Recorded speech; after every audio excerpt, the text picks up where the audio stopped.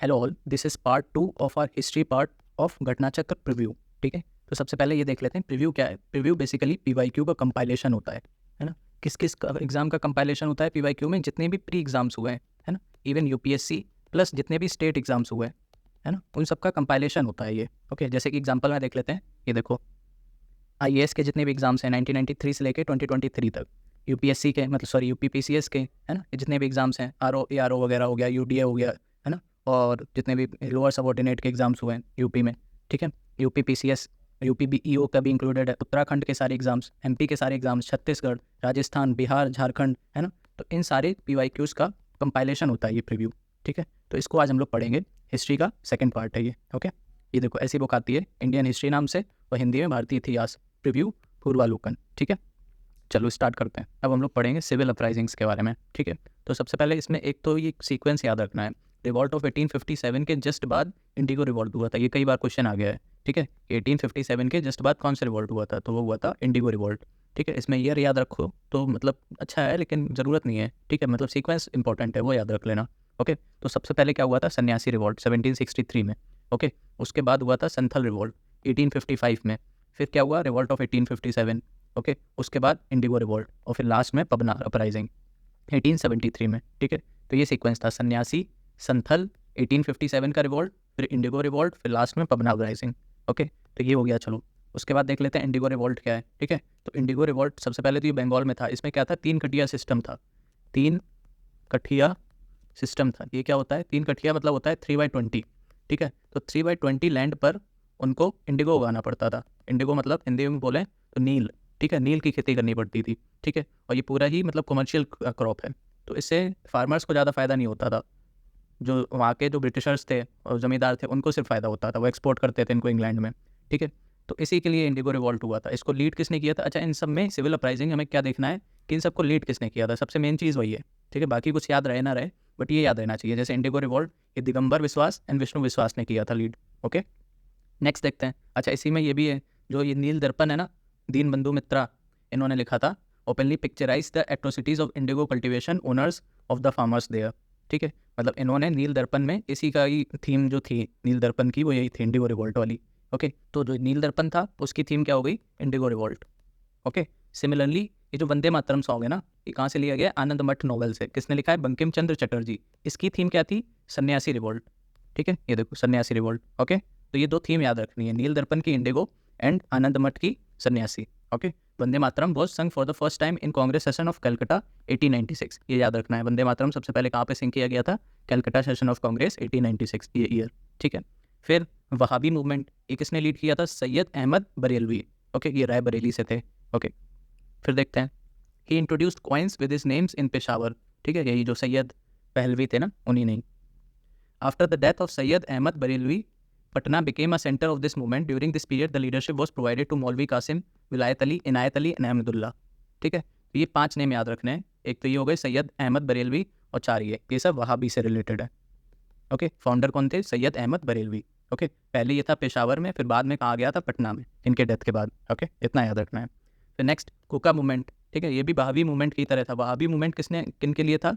ये mainly Muslims का था, है ना, जबकि कुका मूवमेंट किसका था? ये सिक्स का था। Okay, both started as a religious movement but later they transform into political movement. दोनों ही रिलीजियस मूवमेंट की तरह स्टार्ट हुए थे, बट बाद में पॉलिटिकल इनके एम्बिशन हो गए थे। ओके, और दोनों का एक गोल क्या था? कि ब्रिटिशर्स को इंडिया से भगाना है। ठीक है, अच्छा, ये जो कुका मूवमेंट ये किसने लीड किया था? ये लीड किया था भगत जवाहर मल। ओके, इनको सियाह साहब भी कहा जाता था, भगवत जवाहर मल को सियाह साहब भी कहा जाता था। ठीक है, इन्हीं ने ये स्टार्ट किया था कुका मूवमेंट। ओके, बट ये जो मूवमेंट है ना, ये फाउंड तो इन्होंने किया था भगत जवाहर मल ने, बट इसको लीड राम सिंह ने किया था। ठीक है, ये रंगून में एग्जाइल हो गए थे, जहाँ पे इनकी डेथ हो गई थी 1885 में। ओके, तो ये 2 नाम याद रखने हैं। कुका मूवमेंट भगत जवाहर मल इन्होंने फाउंड किया, और लीड किसने किया? राम सिंह ने। ओके, भगत जवाहर मल को ही सियाह साहब भी कहा जाता है। ओके, फिर देखते हैं पागलपंथीस। ये सेमी रिलीजियस ग्रुप्स थे। ठीक है, इनको फाउंड किसने किया था? करम शाह ने। ओके, और करम शाह के ही बेटे थे टीपू। फिर इनके बाद इन्होंने कैरी ऑन किया था टीपू ने। ये किस लिए था? ये जो ऑपरेशन होता था ना जमींदार्स के थ्रू, उसके अगेंस्ट में था। ठीक है, तो ये जमींदार्स के अगेंस्ट था, ब्रिटिशर्स के अगेंस्ट नहीं था, ये याद रखना। फिर देखते हैं फैराजी मूवमेंट, है ना, ये क्या था? ये जो फैराजीज होते थे ना, वो मुस्लिम सेक्ट, ये जो हाजी शरीयतुल्लाह थे उनके फॉलोअर्स होते थे। ओके, कहाँ पे? ईस्टर्न बंगाल वाली साइड में।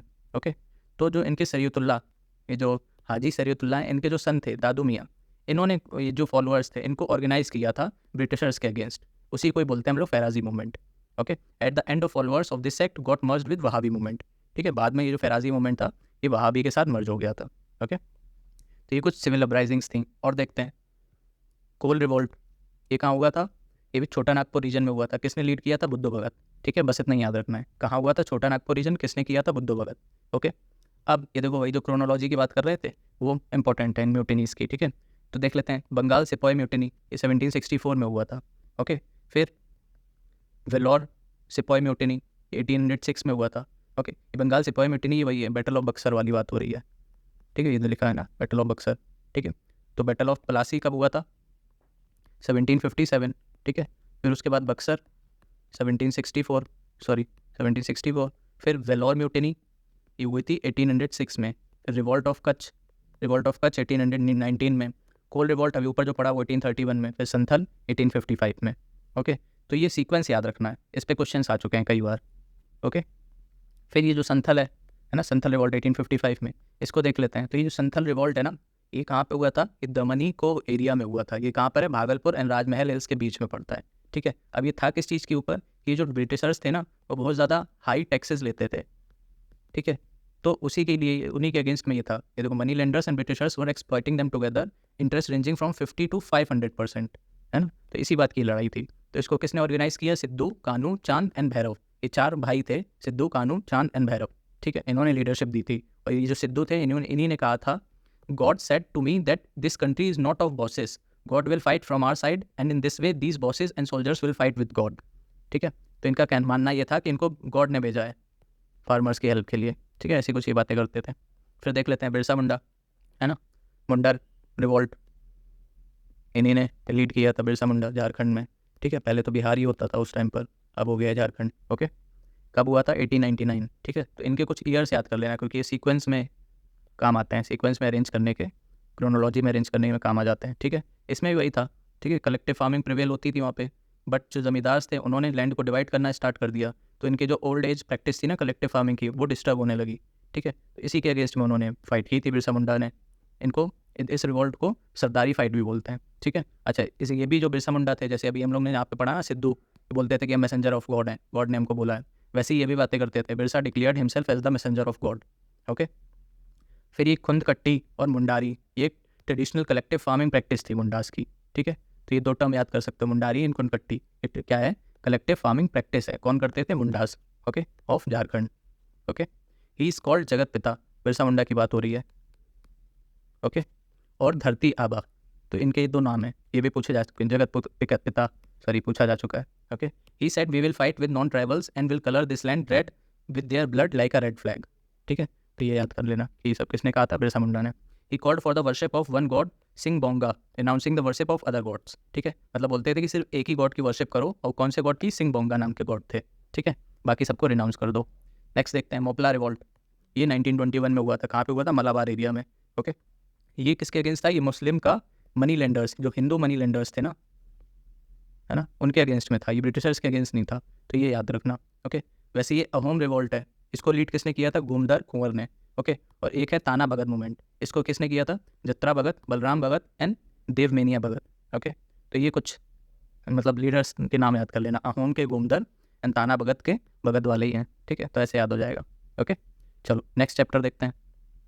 अब देखते हैं एजुकेशन का कैसे डेवलपमेंट हुआ मॉडर्न इंडिया में। ठीक है, तो सबसे पहले तो इसका भी सीक्वेंस थोड़ा याद रखना कि सबसे पहले कौन सा कॉलेज बना, किसने बनवाया। ठीक है, इस टाइप के क्वेश्चंस पूछते हैं स्टेट पीसीएस में। तो सबसे पहले तो कलकत्ता मदरसा बना, ये किसने बनवाया? वॉरेन हेस्टिंग्स ने। ओके, फिर संस्कृत कॉलेज बना, ये किसने बनवाया? जॉनथन डंकन ने। ओके, ये कहाँ पे बना था? मतलब ये कहाँ से थे? बनारस से थे। ओके, तो ये दो चीज़ें हो गई, एक तो Calcutta Madrasa by Warren Hastings, फिर Sanskrit college by Jonathan Duncan. Okay, ये डायरेक्ट क्वेश्चन आए हुए हैं, ये किसने इस्टेब्लिश करवाया है ना, इसलिए इंपॉर्टेंट है।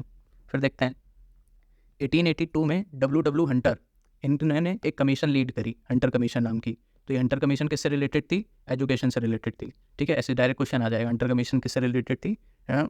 एजुकेशन से रिलेटेड। तो ये हंटर कमीशन ने क्या रिकमेंडेशन दी थी? इन्होंने प्राइमरी एजुकेशन में चेंजेस की बात करी थी। ठीक है, कि इनको मतलब रिफॉर्म एंड डेवलपमेंट करने होंगे प्राइमरी एजुकेशन में ब्रिटिशर्स को। ठीक है, और इसी के अंडर रंगपुर नेशनल स्कूल भी इस्टेब्लिश हुआ था, इसी के रिकमेंडेशन के under. Okay, it was the first milestone in the national education sector. Okay. और क्या हुआ, इसकी जो रिकमेंडेशन थी हंटर कमीशन की, उसी को एंडोर्स करने के लिए एक 1905 में सेशन हुआ है ना, कलकत्ता सेशन जो हुआ था, उसमें एक डिसीजन लिया गया कि नेशनल काउंसिल ऑफ एजुकेशन बनाएंगे। ठीक है, तो ये क्वेश्चन कई बार आ चुका है कि नेशनल काउंसिल एजुकेशन कौन से सेशन में बनाया गया था, तो 1905 कलकत्ता सेशन में।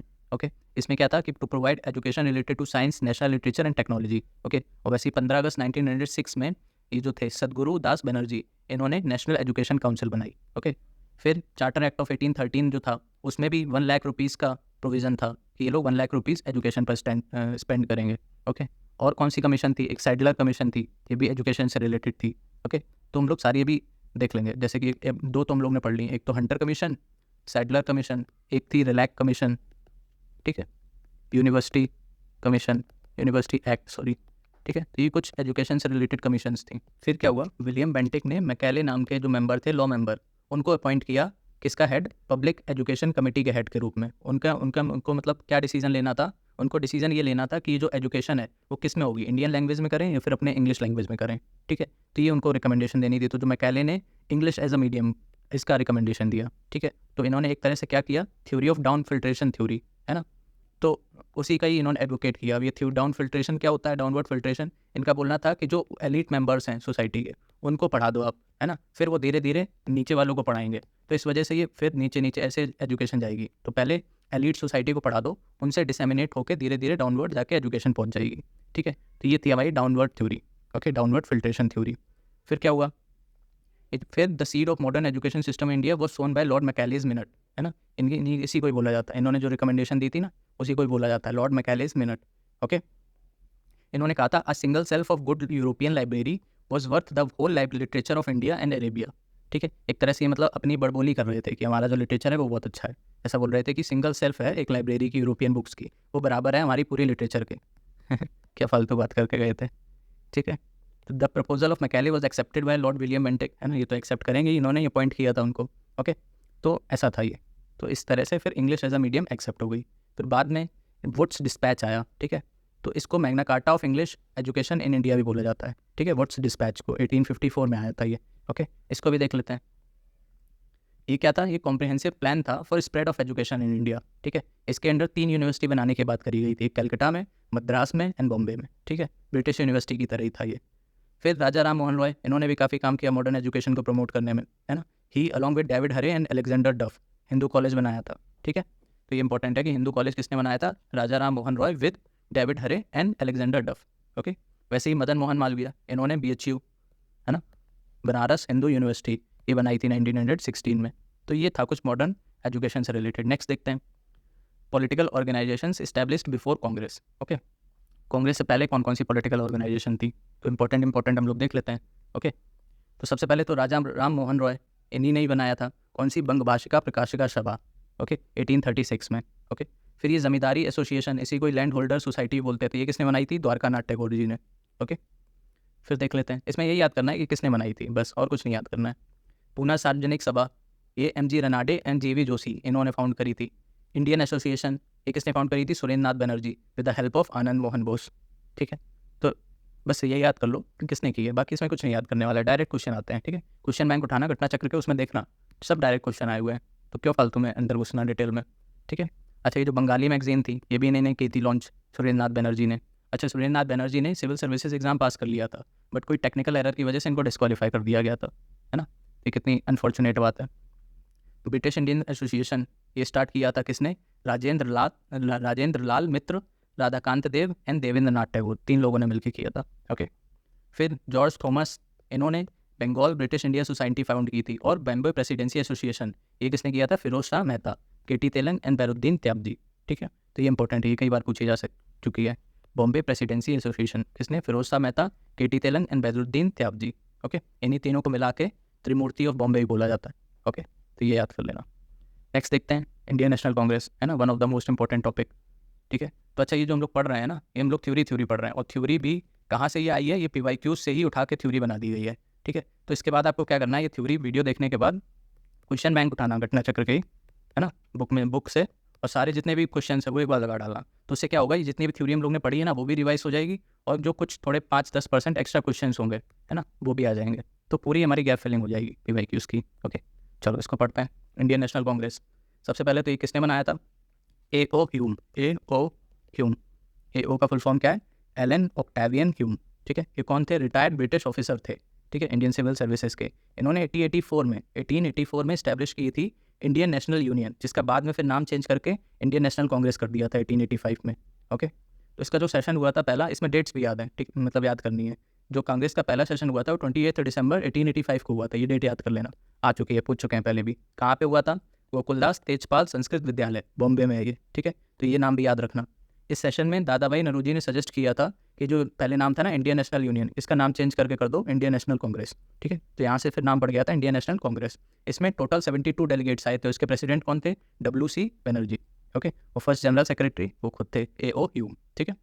फिर लॉर्ड डफरिन, है ना, जो उस टाइम पे वाइसरॉय थे, है ना, तो ये भी पूछ चुका है कि जब INC फॉर्म हुई थी उस टाइम पर हमारे वाइसरॉय कौन थे?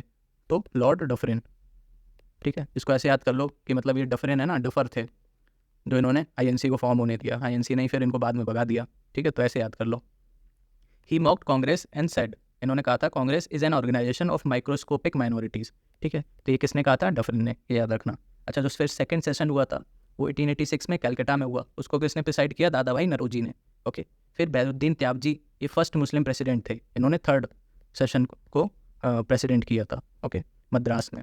तो ये यही सब याद रखना है, जैसे कि पहला किसने किया था? WC बनर्जी, दूसरा किसने किया? दादा भाई नौरोजी, तीसरा किसने किया? बैरुद्दीन त्याबजी, ये पहले मुस्लिम भी थे, ओके। और ये याद करना है लॉर्ड डफरिन, ठीक है, डफर थे जो INC को फॉर्म होने दिया, okay. George Yule, he was the first elected European president of Indian national Congress, ठीक है, तो फर्स्ट यूरोपियन प्रेसिडेंट कौन थे? जॉर्ज यूल, ओके, इन्होंने फोर्थ सेशन प्रिसाइड की थी इलाहाबाद में। नेक्स्ट देखते हैं, लाला लाजपत राय के बारे में पढ़ लेते हैं। इनको शेरे पंजाब भी कहा जाता है, ओके। इन्होंने 1920 में लीड किया था, लीड किया मतलब प्रिसाइड किया था कांग्रेस सेशन को, ओके। और यहीं पे ही 1920 इसीलिए इंपॉर्टेंट है क्योंकि यहाँ पे NCM इसको पास किया गया था, नॉन कॉपरेशन मूवमेंट को। एनी बेसेंट, है ना, ये फर्स्ट लेडी थी, फर्स्ट वुमेन प्रेसिडेंट थी INC की, है ना। इन्होंने क्या कब किया था? 1916 में, ओके, जब इनका वो होम रूल लीग लॉन्च हुआ था 1916 में ही हुआ था ना, तो इस वजह से इन्होंने लीड किया था। अच्छा, ये she was the president of Theosophical Society also, ठीक है, 1907 से 1913, ये नहीं याद करना है, बट ये याद रखना है कि प्रेसिडेंट ऑफ थियोसफिकल सोसाइटी थी ये, ओके। 1916 में होम रूल लीग, ये देख ही लिया, है ना, फर्स्ट वुमेन प्रेसिडेंट थी, ये भी देख लिया, ओके। अच्छा, इन्होंने 1917 में लीड किया था, ठीक है, 1916 में नहीं, ठीक है, वो गलत बोल दिया। अच्छा, joint session of INC and Muslim league हुआ था 1916 में, इसको लखनऊ पैक्ट भी बोलते हैं, है ना। लखनऊ पैक्ट क्यों इंपॉर्टेंट है? क्योंकि इसमें दो काम इंपॉर्टेंट हुए थे, एक तो INC और मुस्लिम लीग में कोऑपरेशन हो गया था, है ना, और दूसरा क्या हुआ था, जो एक्सट्रीमिस्ट एंड मॉडरेट्स थे वो भी साथ में आ गए थे आफ्टर 9 ईयर्स, है ना। 1907 में हुआ था स्प्लिट, तो जाके 1916 में फिर से यूनियन हो गया था, तो इसलिए इंपॉर्टेंट है लखनऊ पैक्ट, ठीक है। इसी सेशन में 1916 में इन्होंने कहा था, तिलक ने, स्वराज मेरा जन्मसिद्ध अधिकार है और मैं इसे लेकर रहूँगा, मतलब Swaraj is my birth right and I shall have it, ठीक है। तो ये भी ऐसे भी पूछा जा चुका है कि कौन से सेशन में इन्होंने ये नारा दिया था, स्लोगन दिया था, ओके। और ये तो याद रखना ही है कि ये तिलक जी ने दिया था, ये तो इंपॉर्टेंट है, ये तो ऑब्वियस है, याद होनी चाहिए। अच्छा, 1900 में कर्जन वाइसरॉय थे, उन्होंने कांग्रेस को क्या कहा था कि Congress is now struggling and is about to fall, during my stay in India my only aim will be to destroy Congress, ठीक है, ये कहा था। और बाद में क्या हुआ फिर सभी जानते हैं, ओके। तो इसमें यही याद रखना है कि किसने कहा था? कर्जन जी ने। डायरेक्ट ऐसे पूछ लेगा कि किसने कहा, और UPPCS में इस टाइप के क्वेश्चन बहुत आते हैं कि एक स्टेटमेंट लिख के दे देगा और बोल देगा ये किसने कहा है, ठीक, तो इसलिए ये इंपॉर्टेंट है स्टेटमेंट्स। अच्छा, महात्मा गांधी जी ने इन्होंने 1924 में प्रिसाइड किया था, एक ही बार किया था 1924 में। कौन सा सेशन? बेलगांव सेशन, ठीक है। और उसके जस्ट बाद सरोजिनी नायडू ने किया था, ओके, 1925 में, ओके। ये UP की गवर्नर भी थी पहली, है ना, first female governor, okay. Jawaharlal Nehru ने 2 बार प्रिसाइड किया था, एक 1929 में लाहौर में और दूसरा 1936 में लखनऊ में, ठीक है। और अच्छा, एक 3 बार किया था, एक ही साल में 2 बार कर दिया था, 1936 में एक बार अप्रैल में और एक 1936 में एक बार दिसंबर में, ये कहा हुआ था फैज़पुर, ठीक है। तो जवाहरलाल नेहरू ने 3 किए थे, लाहौर, फैज़पुर एंड लखनऊ, ठीक है। अच्छा, जो 51 सेशन था, हरिपुरा सेशन, है ना, इस नाम से ये फेमस है, हरिपुरा सेशन, इसको किसने प्रिसाइड किया था? सुभाष चंद्र बोस ने, ओके। और इसी सेशन में नेशनल प्लानिंग कमेटी फॉर्म हुई थी, इसलिए इंपॉर्टेंट है, ओके।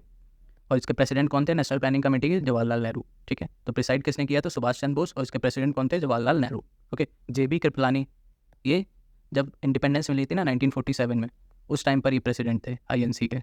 ये भी पूछा जा चुका है कि प्रेसिडेंट मतलब इंडिपेंडेंस के टाइम पर कौन प्रेसिडेंट थे, तो वो JB कृपलानी थे, ओके। फिर लास्ट, इनका भी नाम याद रखना है कि लास्ट प्रेसिडेंट कौन थे? डॉक्टर पट्टाभाई सीतारामैया, ठीक है, ये 50th सेशन 1948 में जयपुर में वो जो हुआ था, ठीक है। अच्छा, और चीज़ें, एक दो चीज़ें इंपॉर्टेंट है, जैसे जनगण मन, ये किसने कंपोज किया था? रविन्द्रनाथ टैगोर ने। ओके, ये जो हमारा नेशनल एंथम है, इसको अडॉप्ट कब किया गया था? 24 दिसंबर 1950, ठीक है, ये इंपॉर्टेंट डेट है। तो जनगण मन नेशनल एंथम कब अडॉप्ट हुआ? 24 जनवरी 1915, okay 1950 sorry. It was first संग एट कलकत्ता सेशन इन 1911, तो 1911 में पहली बार गाया गया था और अडॉप्ट कब किया गया एज अ नेशनल एंथम? 1950, ठीक है। फिर देखते हैं मॉडरेट्स एंड एक्सट्रीमिस्ट, ओके। तो पहले तो यही समझ लो, जब से आईएनसी फॉर्म हुई 1885 से लेके 20 साल तक, 1905 तक, ये इसमें इस पीरियड में किसका दबदबा था? मॉडरेट्स का। फिर 1905 से लेके नेक्स्ट 20 साल तक, 1925 तक मान लो, है, इसमें किसका दबदबा था? एक्सट्रीमिस्ट का। फिर 1925 के बाद तो फिर महात्मा गांधी जी ने टेक ओवर कर लिया था, तो उन्होंने एक्सट्रीमिस्ट, मॉडरेट, इन सबको हटा के अपनी आइडियोलॉजी फॉलो करने लगे थे, सत्याग्रह वगैरह, नॉन वायलेंस वगैरह, ओके। तो फर्स्ट 2 डेकेड्स ये देख लिया हम लोग ने। अच्छा, जो मॉडरेट्स के जो फेमस लीडर्स थे उनके नेम याद रखने हैं। ऐसे दे देता है कि 4 ऑप्शन दे देगा, बोल देगा कि इसमें एक्सट्रीमिस्ट कौन थे या फिर मॉडरेट्स कौन थे, तो हमको पता होना चाहिए। जैसे कि मॉडरेट्स में सबसे फेमस कौन थे? दादा भाई नौरोजी, ओके, इन्हीं ने ही ड्रेन ऑफ वेल्थ थ्योरी दी थी, drain of wealth theory, okay. और कौन थे? SN बनर्जी, सुरेंद्रनाथ बनर्जी, महादेव MG रनाडे, है ना, महादेव गोविंद रनाडे, फिरोज शाह मेहता, गोपाल कृष्ण गोखले एंड आनंद मोहन बोस, ये पॉलिटिकल गुरु थे गांधी जी के, है ना, गोपाल कृष्ण जी के गोखले, ठीक है, गोखले बोलते हैं इनको, ओके, और आनंद मोहन बोस, तो ये नाम याद कर लेना, ओके। अच्छा, एक्सट्रीमिस्ट में कौन थे? जो ट्रियो फेमस है ना, लाल बाल पाल का, लाल बाल पाल, वो तीनों थे, प्लस औरबिंदो घोष, औरबिंदो घोष, ये 4 नाम तो पक्का याद रखना एक्सट्रीमिस्ट में, ठीक है। फिर देखते हैं, Pheroze Shah Mehta once said the voice of Congress is not of masses but it is the responsibility of citizens in contact with the Congress to understand this emotions and propagate this nation to the nation, ठीक है। Gopal Krishna was a moderate leader, है ना, ये तो हम लोगों ने देख लिया। ये जो कहा है इंपॉर्टेंट नहीं है, इसको हटा दो, पता नहीं क्यों नहीं हटाया हमने, ठीक है। अच्छा, इसमें ये और याद करो कि जो मॉडरेट्स थे ना, ये ज़्यादातर सब एलीट क्लास के लोग थे, ठीक है। एजुकेशन मतलब जो जितने भी लिटरेट लोग थे वो सब थे, मतलब जितने भी हायर सोसाइटी थी ना, हायर कास्ट के लोग, वही इसमें ज़्यादातर थे। तो इनको मॉडरेट्स का जो क्रिटिसिज्म है वो यही है कि ये मासेस को रिप्रेजेंट नहीं करते थे, ये सिर्फ एलीट सोसाइटी को रिप्रेजेंट करते थे। इनका जो टच था ना ग्राउंड से, मतलब जो फार्मर्स वगैरह हो गए, है ना, ट्राइबल्स वगैरह हो गए, उनसे इनको कोई मतलब ही नहीं था, ठीक है। ये देखो भैया, he was the political mentor of Mahatma Gandhi ji के, गोखले जी, ओके। फिर देखते हैं 1897 में गोखले एंड वाचा, इन्होंने वही दिया था, मतलब वही चीज़ बोला है यहाँ पे, ड्रेन ऑफ वेल्थ थ्योरी, है ना। इन्होंने बोला था कि जो यहाँ की हमारी वेल्थ है ना इंडिया की, वो ड्रेन हो रही है, वो आप ले जाके इंग्लैंड ले जा रहे हो यहाँ से खाली करके, ठीक है। तो 2 लोगों ने बोला था, GK गोखले एंड वाचा, ठीक है, और एक लोग और थे, MG रनाडे, ठीक है। तो गोखले, वाचा एंड MG रनाडे, इन तीनों लोगों ने दिया था। तो उसी के लिए, मतलब प्रूफ करने के लिए इन लोगों को बुलाया गया था कि ड्रेन ऑफ वेल्थ हो रही है, ये तो आपने बोल दिया, बट इसको प्रूफ करके भी तो दिखाओ। तो उसी के लिए ये फॉर्म हुई थी वेलबी कमीशन, ठीक है। तो ये याद रखना, वेलबी कमीशन के से रिलेटेड थी। अच्छा, 1906 में extremist leader of Congress emerged in political scenario, हम लोगों ने अभी देखा ही, 1905 के बाद एक्सट्रीमिस्ट लीडर आना शुरू हो गए थे, है ना। वही देखो, ट्रियो प्लस औरबिंदो घोष, लाल बाल पाल, लाला, ये देखो लाल बाल पाल औरबिंदो घोष, ये 4 हैं, ठीक है। इनका मेन ऑब्जेक्टिव क्या था? स्वराज। मॉडरेट्स का क्या था? मॉडरेट्स बोलते थे कि हमको रिफॉर्म्स चाहिए, ठीक है, मतलब आप हम पर रूल तो करिए, ब्रिटिशर से बोलते हैं आप रूल करिए, बट हमको रिफॉर्म्स दीजिए, ठीक है। बट इनका क्या था? एक्सट्रीमिस्ट लीडर्स का था, नहीं हमको रूल नहीं करिए आप, हमको स्वराज दे दीजिए, हम लोग खुद ही अपने ऊपर रूल कर लेंगे। स्वराज मतलब क्या होता है? सेल्फ रूल, है ना। तो वही था इन दोनों में डिफरेंस, ये आइडियोलॉजी में डिफरेंस था। तो वही एक्सट्रीमिस्ट लीडर स्वराज मांग रहे थे, कंप्लीट इंडिपेंडेंस मांग रहे थे, जबकि जो मॉडरेट्स थे वो self rule under the colonial empire, colonial empire के अंदर सेल्फ रूल मांग रहे थे, ओके। लाला लाजपत राय को शेरे पंजाब भी कहा जाता है, अभी हम लोगों ने देखा था, इनको पंजाब केसरी भी कहा जाता है, ओके। और लाल बाल पाल ट्रियो, ये तुम लोगों ने देख ही लिया। अच्छा, ये जो लाला लाजपत राय थे, वो जब प्रोटेस्ट कर रहे थे साइमन कमीशन के अगेंस्ट, है ना, ये हम लोग अभी देखेंगे 1927 में जो आई थी, है ना, तो उसी में इनके प्रोटेस्ट के अगेंस्ट लाठी चार्ज हो गया था, ओके। तो इनके सर में लग गई थी, उसकी जिनकी वजह से उनकी डेथ हो गई थी, okay. After reading the biography of Mazzini, Lala Lajpat Rai accepted him as his political mentor, ठीक है। तो ये क्वेश्चन भी आ चुका है कि लाला लाजपत राय के पॉलिटिकल मेंटोर कौन थे? तो मजीनी, ये आंसर होगा, ठीक है। अच्छा, इन्होंने ही ट्रांसलेट किया था मजीनी की the duty of man Urdu में, ठीक है। लाला लाजपत राय की बात हो रही है, तो ये कुछ बातें हो गई लाला लाजपत राय के बारे में। नेक्स्ट देख लेते हैं तिलक के बारे में। इनको क्या कहा जाता था? Father of Indian unrest, okay. 1908 में तिलक को 6 साल की जेल हो गई थी, ठीक है। तो 1904 में वो निकले थे, फिर 1904 में निकल के उन्होंने क्या कर दिया था? होम रूल लीग स्टार्ट कर दी थी, ओके। अच्छा, ये जो केसरी इनका मैगजीन थी, उसी के लिए इन लोग को इनको जेल में डाला गया था सेडिशन के एक्ट में, ओके। तिलक रोट गीता रहस्य, ये भी लिखी है, मेंडले जेल से लिखी थी, ठीक है। तो गीता रहस्य किसने लिखी है? तिलक जी ने। स्टार्टिंग शिवाजी महोत्सव एंड गणपति फेस्टिवल, ये तो बहुत अच्छा मतलब क्वेश्चन है, अच्छा क्या मतलब बहुत बार पूछा जा चुका है। ये जो शिवाजी फेस्टिवल, गणपति फेस्टिवल किसने स्टार्ट किए थे, ठीक है, स्टार्ट तो नहीं मतलब इनको पॉपुलराइज किया था, ठीक है, तो तिलक ने किया था ये। इनका जो डेथ थी वो 1 अगस्त 1920 में हुई थी। एंड इस फ्यूनरल बायर, ये इंपॉर्टेंट नहीं है, डेट इंपॉर्टेंट नहीं है, बट ये इंपॉर्टेंट है कि जो इनकी फ्यूनरल बायर थी ना, मतलब जो अस्थियाँ क्या बोलते हैं, जो भी मतलब बोलते हैं, तो वो लिफ्ट की थी महात्मा गांधी, मौलाना Shaukat Ali, Saifuddin Kitchlu and Maulana Hazrat Mohani read his elegy after his death. Okay, तो इन 3 लोगों ने लिफ्ट करी थी, महात्मा गांधी, मौलाना शौकत अली एंड सैफुद्दीन किचलू। ये क्वेश्चन आ चुका है, ठीक है। और एलिजी किसने पढ़ी थी, मौलाना हजरत मोहानी। एलिजी क्या होता है, मतलब किसी के भी डिवाइस के बाद, डेथ के बाद जो सैड पोएम टाइप के बोल लो उनके उनसे रिलेटेड, तो उसको बोलते हैं एलिजी, ठीक है। नेक्स्ट देखते हैं रिवोल्यूशनरी मूवमेंट्स इन इंडिया, है ना, ये भी इंपॉर्टेंट है, पूछे जा चुके हैं कई बार। तो मित्र मेला किसने फाउंड किया था, अभिनव भारत के अंडर वी.डी. सावरकर जी ने, ठीक है।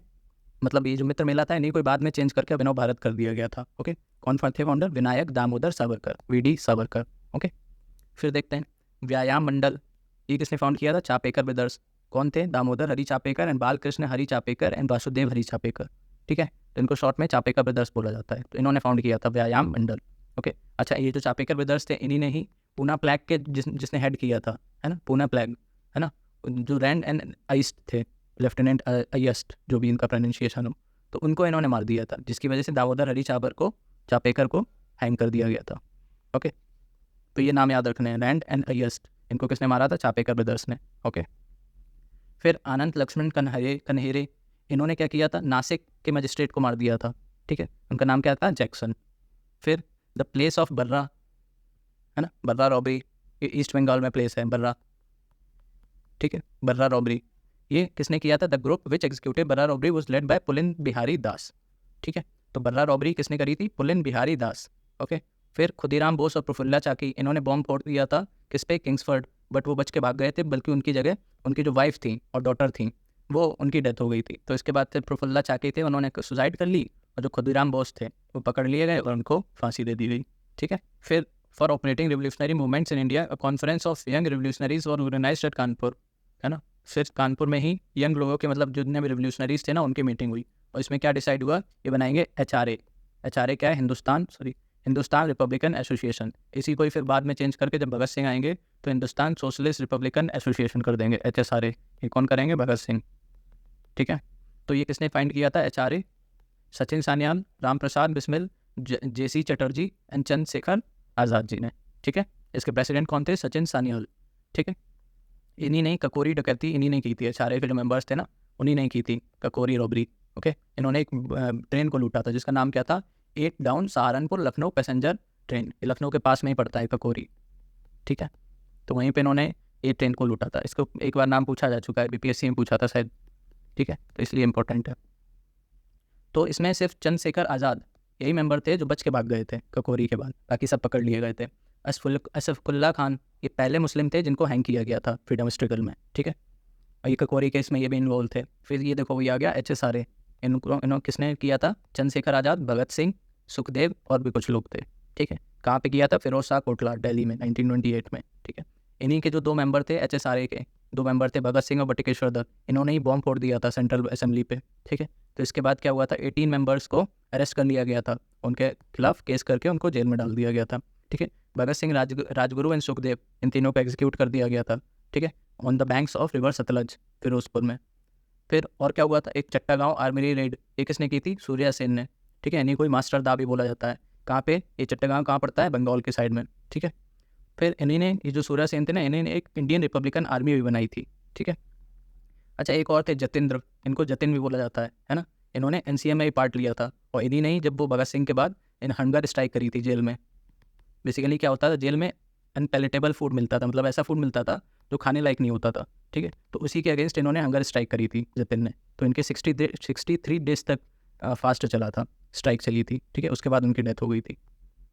सुभाष चंद्र बोस, इन्होंने फॉरवर्ड ब्लॉक बनाया था 1939 में, ठीक है।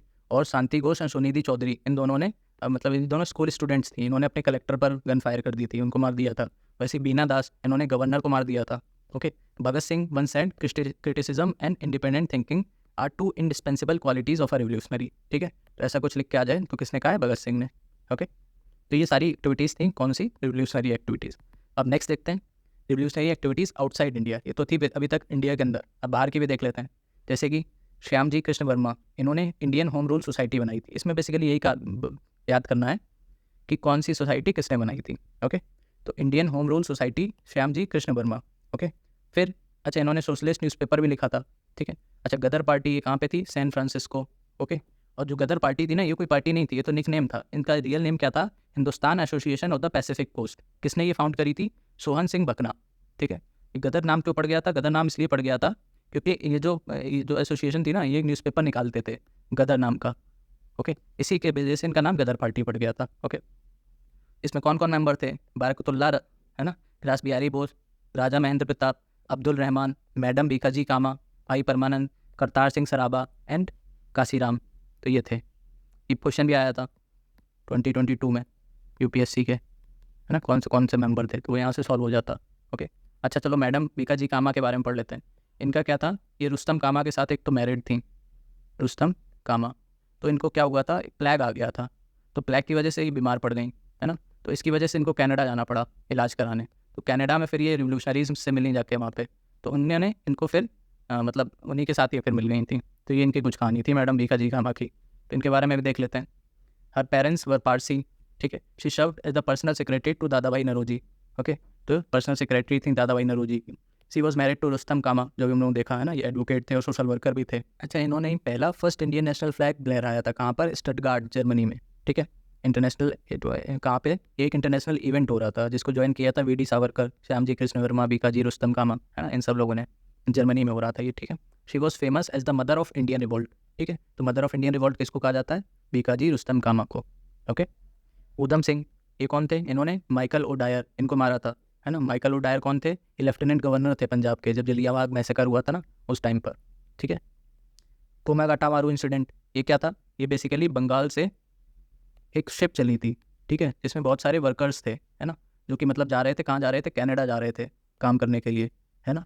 तो कनाडा में इनकी एंट्री इन्होंने मना कर दी थी, तो ये वापस आई फिर शिप। अब इसके पास शिप में इतना खाना पीना तो था नहीं कि इनको तो सिर्फ जाना ही जाना था, बट फिर अभी वापस भी आए, तो इसकी वजह से यहाँ पे बहुत सारी हंगर की वजह से डेथ्स हो गई थी इस शिप में, है ना। तो लोग गुस्से में थे, तो ये जब वापस बंगाल में आए तो वहाँ पे एक पोर्ट था बजबज, वहीं जाके ये रुकी, तो इसकी वजह से उनको ब्रिटिश पुलिस के साथ मतलब हाथापाई हो गई थी। तो यही पूरा इंसिडेंट था, कोमागाटा मारू इंसिडेंट। ओके, रास बिहारी बोस, इन्होंने इंडियन इंडिपेंडेंस लीग ये फॉर्म करी थी। कहाँ पे? टोक्यो, जापान में।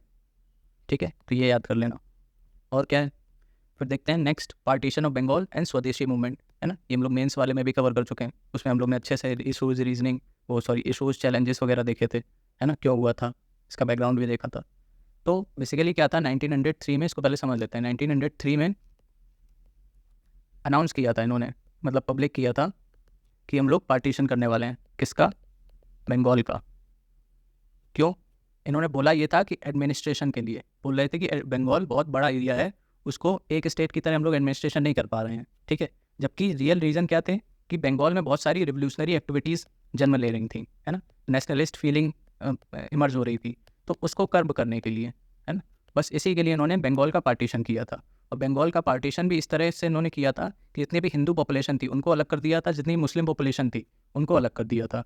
किसकी वजह से? वही इनकी जो डिवाइड एंड रूल पॉलिसी थी, डिवाइड एंड रूल पॉलिसी, तो इस वजह से इन्होंने किया था। ठीक है, तो 1903 में पहली बार पब्लिक किया, 1905 में अनाउंस किया, है ना, और फिर 1911 में वापस जाके ये जो पार्टीशन था ये कैंसिल हो जाएगा। ठीक है, मतलब वापस ले लेंगे इस डिसीजन को। ओके, तो ये थी पूरी टाइमलाइन। तो अब देखते हैं, ये देखो 1905 में अनाउंस किया, ठीक है, पब्लिक कब किया था? 1903 में। ओके, फिर क्या हुआ? 16 अक्टूबर 1905 में पार्टीशन लागू हो गया। ठीक है, इसी दिन को ही मॉर्निंग डे मनाया गया, है ना, मतलब शोक का दिन। और रविन्द्रनाथ टैगोर ने क्या कहा था? इस दिन को राखी दिवस की तरह मनाओ, मतलब ये जो बंगाल के दो पार्ट हुए हैं ये आपस में भाईचारा निभाएं, है ना, एक दूसरे को राखी बांधें। ठीक है, as a symbol of unity. ठीक है, तो ये किसने कहा था? रविन्द्रनाथ टैगोर, ये याद रखना। Bengal was divided during the tenure of Lord Curzon. ठीक है, तो पार्टीशन किसने किया था? Lord Curzon. फिर देखते हैं पार्टीशन ऑफ बंगाल, यही इमीडिएट भी कॉज था स्वदेशी मूवमेंट का। ठीक है, स्वदेशी मूवमेंट बेसिकली क्या था? सेल्फ रूल मूवमेंट था।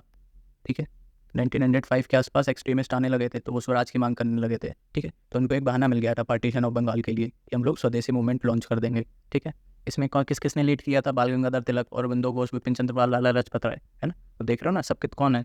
एक्सट्रीमिस्ट हैं सब। ओके, ये बंगाल में किसने लीड किया था? तिलक ने। ओके, अजीत सिंह एंड लाला लाजपत राय पंजाब में एंड यूपी में, सैयद हैदर अली इन्होंने दिल्ली में लीड किया था, चिदम्बरम पिल्लई इन्होंने मद्रास में लीड किया था। ठीक है, तो ये नाम कुछ याद करने हैं। ओके, अच्छा, ये जो अश्विनी कुमार दत्त थे इन्होंने स्वदेश बंधव समिति ये फाउंड करी थी। ओके, अच्छा, इसमें जो फार्मर्स और मुस्लिम्स थे ना उनका इन्वॉल्वमेंट बहुत कम था। ठीक है, स्वदेशी मूवमेंट में, तो ये याद रखना। वंदे मातरम ये टाइटल सॉन्ग बन गया था। ओके, स्वदेशी मूवमेंट का। ये जो ब्रिटिश जर्नलिस्ट थे H.W. नेविंसन, ठीक है, इन्हीं ने ही कवर करा था स्वदेशी मूवमेंट। ठीक है, इन्हीं ने ही मतलब प्रिंट किया था इंग्लैंड में। ओके, नेक्स्ट देखते हैं कांग्रेस के कुछ सेशंस। बनारस, कलकत्ता एंड सूरत। बनारस कब हुआ था? 1905 में। कलकत्ता कब हुआ था? 1906 में। और सूरत सेशन है ना, सूरत स्प्लिट के नाम से जो फेमस है, वो हुआ था 1907 में। ठीक है, पहली चीज़ तो ये ईयर याद करो। फिर बनारस सेशन किसने प्रिसाइड किया था? G.K. गोखले ने। इसी साल उन्होंने सर्वेंट्स ऑफ इंडिया सोसाइटी भी बनाई थी। ओके, फिर 1906 में क्या हुआ? मॉडरेट्स चाहते थे कि हम प्रेसिडेंट बनाएं किसको? दादा भाई नौरोजी को। ओके, जबकि जो एक्सट्रीमिस्ट चाहते थे वो चाहते थे तिलक या फिर लाला लाजपत राय में से किसी को बनाओ। तो फिर क्या हुआ? मॉडरेट्स जीत गए, है ना, और दादा भाई नौरोजी प्रेसिडेंट बन गए। ठीक है, दादा भाई नौरोजी। ओके, और इसी सेशन में, कलकत्ता सेशन में 1906 स्वदेशी अडॉप्ट हुआ था। ओके, पहले डिस्कस हुआ था बनारस सेशन में, बट पास किस में हुआ था? कलकत्ता सेशन में। ओके, और क्या क्या पास हुआ था? स्वदेशी movement, boycott and national education, ये 3 चीज़ें पास हुई थी 1906 में। तो ये इसलिए इंपॉर्टेंट है कलकत्ता सेशन। ठीक है, अच्छा, ये तो दादा भाई नौरोजी हैं, इन्हीं को एक grand old man of India भी कहा जाता है ना। और ये पहले इंडियन थे जिनको ब्रिटिश पार्लियामेंट में इलेक्ट हुए थे। इनकी एक मैगजीन भी आती थी रस्त गुफ्तार नाम से। ओके, और गोखले ने इनको कहा था कि मतलब if there is God somewhere he is Dadabhai Naoroji. ठीक है, तो ये किसने कहा था? गोखले ने, ये याद रखना है। फिर 1907 में क्या हुआ? फिर से वही एक्सट्रीमिस्ट चाहते थे तिलक या फिर लाला लाजपत राय में से किसी को बनाओ प्रेसिडेंट। मॉडरेट्स क्या चाहते थे? रास बिहारी बोस को बनाओ, है ना, घोष को, सॉरी। तो फिर से क्या हुआ? फिर से मॉडरेट्स जीत गए, तो एक्सट्रीमिस्ट गुस्सा हो गए। तो 1907 में इसी वजह से स्प्लिट हो गया दोनों में, दोनों अलग अलग हो गए। ओके, इस वजह से फेमस है 1907 सूरत स्प्लिट। ठीक है, तो ये पूरी कहानी थी, वही लिखा हुआ है यहाँ पे। फिर नेक्स्ट देखते हैं मुस्लिम लीग कैसे बनी, है ना। तो सबसे पहले ये याद कर लो 1906 में बनी थी। ओके, अक्टूबर 1906 मुस्लिम रिप्रेजेंटेटिव शिमला में मिले। ठीक है, किसके लीडरशिप में? आगा खान की लीडरशिप में। और इन्होंने क्या किया कि हम मतलब बोला कि हम लोग को मुस्लिम्स के इंटरेस्ट के लिए कोई ऑर्गेनाइजेशन बनानी चाहिए। ठीक है, उसी के लिए फिर कॉन्फ्रेंस हुई, all India Mohammedan educational conference, Dhaka में। ठीक है, यहीं पर फिर फॉर्मेशन हुआ मुस्लिम लीग का। ओके, 1906 में Nawab of Dhaka Salimullah Khan propose establishment of All India Muslim League. ठीक है, यहाँ इसमें 56 मेंबर टेम्परेरी थे कमेटी में, है ना, with Mohsin ul milk and विकार उल मुल्क, ये जॉइंट सेक्रेटरी थे, और आगा खान फर्स्ट प्रेसिडेंट थे। ठीक है, इसका हेडक्वार्टर लखनऊ में था मुस्लिम लीग का। Okay, session of Muslim League were held at Karachi in 1907 और 1908 में अमृतसर में। तो इसमें क्या हुआ था? ये दोनों क्यों इंपॉर्टेंट है, क्यों पढ़ रहे हैं? क्योंकि इसमें ये लोग सेपरेट इलेक्ट्रेट की मांग करने लगे थे मुस्लिम, है ना। इसी की वजह से फिर ये चले गए मोर्ले के पास। मोर्ले कौन थे उस टाइम पे? वो थे SOS, है ना, सेक्रेटरी ऑफ स्टेट, और मिंटो ये वाइसरॉय थे, है ना। तो इन लोगों ने इनसे सेपरेट इलेक्ट्रेट मांग लिए। उसी के बाद जब हम लोग 1909 के रिफॉर्म देखेंगे ना, मोर्ले मिंटो रिफॉर्म्स इनको बोलते हैं, है ना, तो उसमें सेपरेट इलेक्ट्रेट्स इसी वजह से आए थे। तो इस वजह से ये इंपॉर्टेंट है, 1907 कराची एंड 1908 अमृतसर। ओके, तो वही यहाँ पे पूरा लिखा हुआ है। अच्छा, जो लंदन की ब्रांच थी, है ना, वो किसने इस्टेब्लिश की थी मुस्लिम लीग की? सैयद अमीर अली। ठीक है, बस इसमें इतना ही पढ़ना है। नेक्स्ट देखते हैं मोर्ले मिंटो रिफॉर्म्स। वही चीज़ किसने, मतलब पहले तो लॉर्ड कर्जन थे, उसके बाद लॉर्ड मिंटो आ गए थे वाइसरॉय में, और SOS मतलब सेक्रेटरी ऑफ स्टेट, वो कौन थे? मोर्ले। ठीक है, इसी वजह से इसको मोर्ले मिंटो रिफॉर्म्स कहा जाता है। ठीक है, इसका ऑफिशियल नाम क्या था? Indian council act 1909। ठीक है, इसी में वही था सेपरेट इलेक्ट्रेट्स लिखा हुआ है जो भी हम लोगों ने बात करी। ओके, गांधी जी ने इसको क्या कहा था? Morley Minto reform has destroyed us completely. बस इतना ही पढ़ना है। फिर क्या हुआ? दिल्ली दरबार हुआ, है ना। दिल्ली दरबार में क्या था? चेंज ऑफ कैपिटल, बंगाल से दिल्ली ले आए थे, है ना। बंगाल में भी कहाँ से? कलकत्ता से दिल्ली। ठीक है, भाई क्यों हुआ था? वेलकम करने के लिए, जो ब्रिटिश के किंग थे ना, जॉर्ज V एंड क्वीन मरी, उन्हीं को वेलकम करने के लिए ये दरबार लगाया गया था। ओके, 1911 में। और यहीं पर जो बंगाल का पार्टीशन हुआ था ना, वो एनल कर दिया गया था। एनल मतलब ख़त्म कर दिया था, कैंसिल कर दिया था। ठीक है, Bengal got the identity of new province. ठीक है, reconstituted, Bengal announce that Bengal would be reconstituted, और ओडिशा एंड बिहार को सेपरेट कर दिया था। ठीक, नेक्स्ट देखते हैं लखनऊ सेशन कांग्रेस का, है ना, लखनऊ पैक्ट, ये हम लोग ने अभी पढ़ा ही था। लखनऊ पैक्ट क्या था, है ना। तो इसमें क्या था? 1916 में था, ये तो हम लोग ऑलमोस्ट पढ़ ही चुके हैं। 1916 में हुआ था, है ना। इसको प्रिसाइड किसने किया था? अंबिका चरण मजूमदार। ये नहीं पढ़ा था, ये याद कर लेना। ओके, बाकी इसमें पूरा पढ़ा हुआ है कि मुस्लिम लीग और INC इनमें यूनियन हुआ था, एक्सट्रीमिस्ट और मॉडरेट्स में यूनियन हुआ था, है ना। तो वही सब यहाँ पे लिखा हुआ है। सबसे बड़ा रोल किसने प्ले किया था लीग और कांग्रेस को यूनाइट करने में? एनी बेसेंट एंड तिलक ने। ठीक है, यही समझ लो कि 1916 में इन्हीं का दोनों का बोलबाला था। ठीक है, तभी तो इनका होम रूल लीग चल रहा था अच्छा खासा। ओके, ये देखो होम रूल लीग आ गया, तो इसको भी देख लेते हैं। तो सबसे पहले किसने स्टार्ट किया था दोनों का ही अलग अलग था। तिलक का होम रूल लीग अलग था, एनी बेसेंट का अलग था। बट पहले स्टार्ट तिलक ने किया था। इन्होंने कब किया था? अप्रैल में। फिर एनी बेसेंट ने सितंबर में किया था, एक ही साल 1916 में। ओके, अच्छा, बेसेंट जो एनी बेसेंट थी, इनके 2 न्यूज़पेपर भी थे, है ना, न्यूज़पेपर या मैगजीन बोल लो। क्या नाम था? कॉमनवील एंड न्यू इंडिया। ओके, जबकि जो तिलक के न्यूज़पेपर का नाम क्या था? मराठा एंड केसरी। ठीक है, तो ये चारों बहुत ही इंपॉर्टेंट है, बार बार पूछे गए हैं, हर इस एग्जाम में पूछे गए हैं। ठीक है, तो ये तो बोलना ही नहीं है, Commonweal, New India, Besant, Maratha, Kesari, Tilak. ठीक है, अच्छा, ये जो जोसेफ बाप्टिस्टा थे, ये पहले प्रेसिडेंट थे तिलक के जो होम रूल थी, है ना, और NC केलकर इनके सेक्रेटरी थे। जबकि जो एनी बेसेंट की होम रूल थी, उसमें सेक्रेटरी कौन थे? George Arundale. ठीक है, तो ये याद रखना है। इसमें थे NC केलकर तिलक के और जॉर्ज यूल एनी बेसेंट के होम रूल लीग के। ओके, अच्छा, इनका जो एरिया था ना वो डिवाइडेड था, मतलब जो दोनों का, एनी बेसेंट का एंड तिलक का, दोनों का एरिया डिवाइडेड था, ताकि आपस में मतलब कॉन्फ्लिक्ट ना हो। ठीक है, तो जो तिलक का एरिया था, तिलक का, उसमें पूरा कर्नाटका और महाराष्ट्र आता था। ठीक है, और महाराष्ट्र में भी बॉम्बे नहीं आता था, बॉम्बे एनी बेसेंट के पास था। ठीक है, तो तिलक के पास क्या हो गया? Karnataka, Maharashtra except Bombay and central provinces and Berar, ये 4 जगह थे। जबकि इन 4 जगह के अलावा जितना भी एरिया था वो एनी बेसेंट के पास था। ठीक है, तो बड़ा एरिया किसके पास हो गया? एनी बेसेंट के पास। ओके, तो ये जो दोनों लीग थी वो कभी मर्ज नहीं हुई। वो क्यों नहीं हुई? क्योंकि जो ये थे ना, तिलक के जो होम रूल लीग थे, उसके जो मेंबर्स थे वो एनी बेसेंट को पसंद नहीं करते थे। ठीक है, उनको सपोर्ट नहीं करते थे। ये देखो लिखा हुआ है, some of Tilak supporter do not like me and some of my supporters do not like him. This does not mean we both had any kind of conflict. ये किसने कहा था? एनी बेसेंट ने। ठीक है, नेक्स्ट देखते हैं गांधी जी, है ना। चलो, इसको फिर अगले पार्ट में कवर कर लेंगे क्योंकि इंपॉर्टेंट है। ठीक है, नेक्स्ट पार्ट में, पार्ट 3 में हम लोग कवर कर लेंगे गांधी जी का। ओके, ये मोस्ट इंपॉर्टेंट चैप्टर है, इससे हर साल क्वेश्चन आते हैं। ठीक है, चलो, तो ये हम लोग का पार्ट 2 खत्म हो गया। कमेंट करके बताना कैसी लग रही है, ताकि नेक्स्ट पार्ट फिर जल्दी लाएं। ठीक है, चलो, happy revision and thank you. Question bank से क्वेश्चन जरूर लगा लेना। ओके।